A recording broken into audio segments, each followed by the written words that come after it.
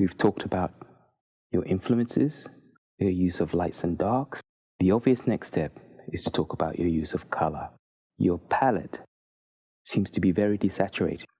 In some of the pictures here, some of the artwork, it seems to verge on almost the gray.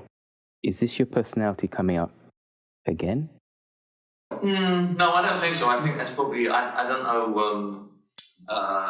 I think the thing you have to bear in mind, I mean, and this occurred to me after a while in my career, is that the printer is liable to print things much brighter than you've done them. And in fact, years ago, it's different now because computer technology is much more involved in printing now, and computer coloring we have at our disposal.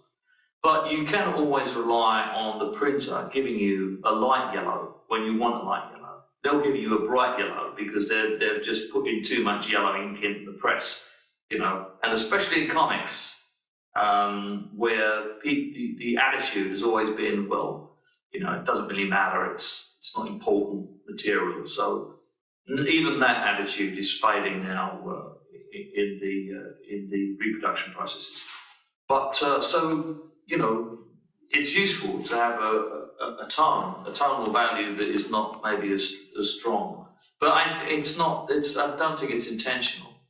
And certainly because I use a computer a lot now in my work, whereas I didn't before, I often knock up the colours from the artwork colours and change them, of course. I mean, the great thing about scanning something into Photoshop, for instance, is you can manipulate it however much you want to, change the atmosphere. I mean, in Kickback, my latest graphic novel, I often change the colour of a page to give a twilight effect, even though that wasn't on the original art. So I think you can change things quite a lot now, but any kind of muted colour was sort of unintentional, except in the case of the colouring that was done on Vendetta, where there was a deliberate attempt made to keep colour low,